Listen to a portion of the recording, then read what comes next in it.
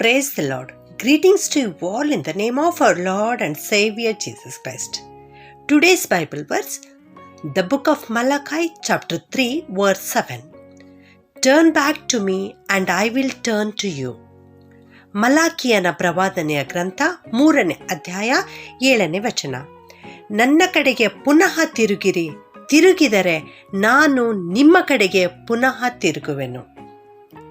ಈ ಹೊತ್ತಿನ ವಾಕ್ಯದಲ್ಲಿ ನಾವು ನೋಡ್ತಾ ಇದ್ದೇವೆ, ಕರ್ತನು ನಮಗೆ ತಿಳಿಸುತ್ತಾ ಇದ್ದಾರೆ, ನನ್ನ ಕಡೆಗೆ ತಿರುಗಿರಿ, ನನ್ನ ಕಡೆಗೆ ನೀವು ಪುನಃ ತಿರುಗಿದಾಗ ನಾನು ನಿಮ್ಮ ಕಡೆಗೆ ತಿರುಗುವೆನು ಎನ್ನುವಂತಹ ಆಶ್ವಾಸನೆಯ ಮಾತನ್ನು ದೇವರು ಇವತ್ತು ನಮಗೆ ತಿಳಿಸಿಕೊಡ್ತಾ ಇದ್ದಾರೆ ಪ್ರಿಯರೇ. ಹೌದು, ಇಂದಿನಿಂದ ಉಪವಾಸದ ದಿನಗಳು ಪ್ರಾರಂಭವಾಗುತ್ತಾ ಇವೆ. ನಮ್ಮ ಯೇಸು ಕ್ರಿಸ್ತನು ಈ ಲೋಕದಲ್ಲಿರುವಾಗ 40 ದಿನಗಳು ಹಗಲು ರಾತ್ರಿ ಉಪವಾಸ ಮಾಡಿರುವುದನ್ನು ಮತ್ತಾಯನು ಬರೆದ ಸುವಾರ್ತೆ 4ನೇ ಅಧ್ಯಾಯದಲ್ಲಿ ನಾವು ನೋಡುತ್ತೇವೆ ಪ್ರಿಯರೇ. ಹೌದು, ಈ ದಿನಗಳಲ್ಲಿ ನಾವು ಕೂಡ ಉಪವಾಸ ಮಾಡುವಂಥವರಾಗಿದ್ದೇವೆ. ಈ ಉಪವಾಸ ಹೇಗೆ ಮಾಡಬೇಕೆಂದರೆ, ದೇವರ ಕಡೆಗೆ ತಿರುಗಿದವರಾಗಿ ಮನಪೂರ್ವಕವಾಗಿ ಕರ್ತನ ಕಡೆಗೆ ತಿರುಗಿ ನಾವು ಉಪವಾಸವನ್ನು ಮಾಡುವಂಥವರಾಗಿರಬೇಕು.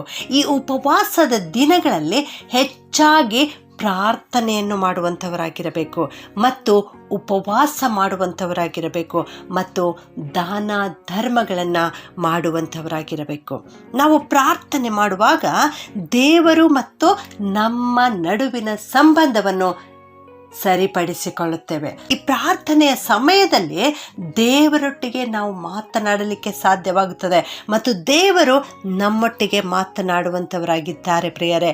ಮತ್ತು ಉಪವಾಸ ಮಾಡುವಾಗ ನಮ್ಮ ದೈಹಿಕ ಆರೋಗ್ಯ, ಮಾನಸಿಕ ಆರೋಗ್ಯ, ಆಧ್ಯಾತ್ಮಿಕ ಆರೋಗ್ಯ ಸರಿಪಡಿಸಿಕೊಳ್ಳಲಿಕ್ಕೆ ಸಾಧ್ಯವಾಗುತ್ತದೆ ಮತ್ತು ದಾನ ಧರ್ಮಗಳನ್ನು ಮಾಡುವಾಗ ಇತರರೊಂದಿಗಿರುವಂಥ ಸಂಬಂಧವನ್ನು ಸರಿಪಡಿಸಿಕೊಳ್ಳಲಿಕ್ಕೆ ಸಾಧ್ಯವಾಗುತ್ತದೆ. ಅಂದರೆ ಬಡವರಿಗೆ, ದಿಕ್ಕಿಲ್ಲದವರಿಗೆ ದಾನ ಧರ್ಮವನ್ನು ಮಾಡುವಾಗ ಅವರೊಂದಿಗಿನ ಸಂಬಂಧ ಸರಿಪಡಿಸಿಕೊಳ್ಳಲಿಕ್ಕೆ ಸಾಧ್ಯವಾಗುತ್ತದೆ. ಆದ್ದರಿಂದ ಈ ಉಪವಾಸದ ದಿನಗಳಲ್ಲಿ ಪ್ರಾರ್ಥನೆ ಮಾಡಿ ದೇವರೊಂದಿಗೆ ನಮ್ಮ ಸಂಬಂಧವನ್ನು ಏರ್ಪಡಿಸಿಕೊಳ್ಳೋಣ. ಉಪವಾಸ ಮಾಡಿ ನಮ್ಮೊಳಗಿನ ಆರೋಗ್ಯವನ್ನು ನಾವು ಸರಿಪಡಿಸಿಕೊಳ್ಳೋಣ. ದಾನ ಧರ್ಮವನ್ನು ಮಾಡಿ ಇತರರೊಂದಿಗಿನ ಸಂಬಂಧವನ್ನು ಸರಿಪಡಿಸಿಕೊಳ್ಳೋಣ. ಈ ಉಪವಾಸದ ದಿನಗಳಲ್ಲಿ ನಮ್ಮಲ್ಲಿರುವ ಅಹಂ ಬಿಟ್ಟು ಬಿಡೋಣ, ನಮ್ಮಲ್ಲಿರುವ ಸೋಮಾರಿತನವನ್ನು ಬಿಟ್ಟು ಬಿಡೋಣ, ನಮ್ಮಲ್ಲಿರುವ ಕೆಟ್ಟತನವನ್ನು ಸುಟ್ಟು ಬೂದಿ ಮಾಡಿಬಿಡೋಣ ಪ್ರಿಯರೇ.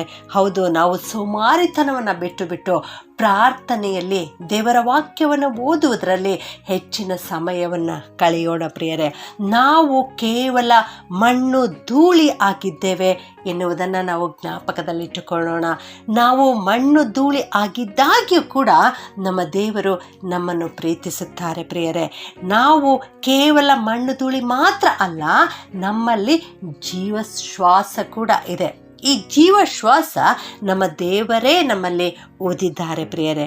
ಹೌದು, ದೇವರು ನಮ್ಮನ್ನು ಹುಡುಕಿ ಈ ಲೋಕಕ್ಕೆ ಬಂದಿದ್ದಾರೆ. ಮನುಷ್ಯನು ದೇವರ ಬಳಿ ಬರಲಿಲ್ಲ, ಆದರೆ ದೇವರೇ ಸ್ವತಃ ನಮ್ಮನ್ನು ಹುಡುಕಿಕೊಂಡು ಈ ಲೋಕಕ್ಕೆ ಬಂದಿದ್ದಾರೆ. ಆದಿಕಾಂಡ 3:9 ನಾವು ನೋಡ್ತೇವೆ, ಮೊಟ್ಟ ಮೊದಲನೆಯ ಪ್ರಶ್ನೆ ದೇವರು ಮಾನವನಿಗೆ ಮಾಡಿರುವಂಥದ್ದು, ನೀನು ಎಲ್ಲಿರುತ್ತಿ ಎಂಬುದಾಗಿ.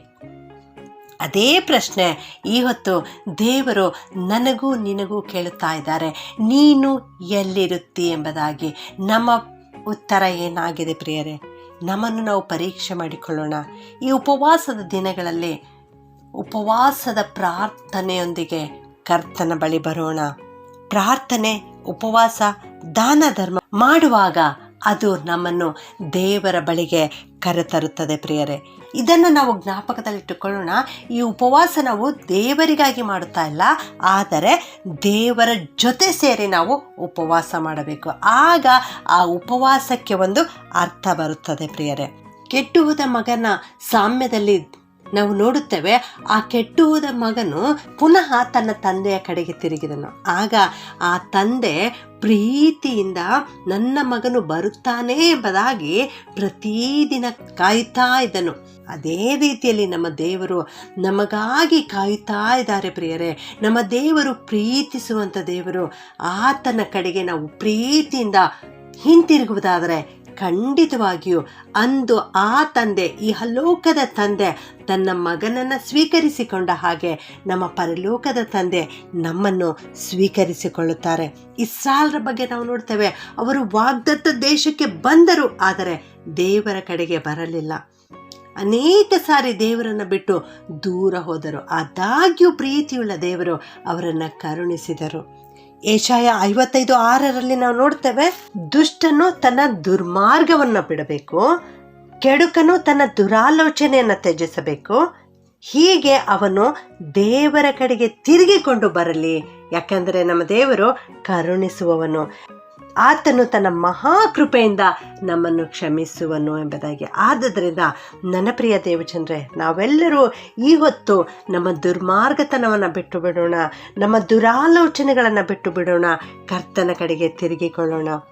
ಯೆಶಾಯ 44:22 ನಾವು ನೋಡ್ತೇವೆ, ಅಲ್ಲಿ ದೇವರು ನಮಗೆ ಹೇಳ್ತಾ ಇದ್ದಾರೆ, ನಿನ್ನ ದ್ರೋಹಗಳನ್ನು ಮಂಜಿನಂತೆ ಪರಿಹರಿಸಿದ್ದೇನೆ ಎಂಬುದಾಗಿ. ಹೌದು, ನಮ್ಮ ದ್ರೋಹಗಳನ್ನು ದೇವರು ಮಂಜಿನ ಹಾಗೆ ಪರಿಹರಿಸಿದ್ದಾರೆ.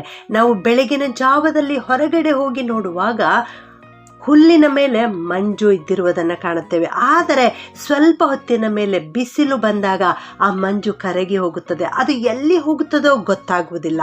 ಅದೇ ರೀತಿಯಲ್ಲಿ ಇಲ್ಲಿ ದೇವರು ಹೇಳ್ತಾ ಇದ್ದಾರೆ, ನಿನ್ನ ದ್ರೋಹವನ್ನು ಮಂಜಿನ ಹಾಗೆ ಪರಿಹರಿಸಿದ್ದೇನೆ. ಅದು ಎಲ್ಲಿ ಹೋಗ್ತದೋ ಗೊತ್ತಿಲ್ಲ, ನಾನು ಸಂಪೂರ್ಣವಾಗಿ ನಿನ್ನನ್ನು ಕ್ಷಮಿಸಿದ್ದೇನೆ ಎಂಬುದಾಗಿ ದೇವರು ಹೇಳ್ತಾ ಇದ್ದಾರೆ ಪ್ರಿಯರೇ.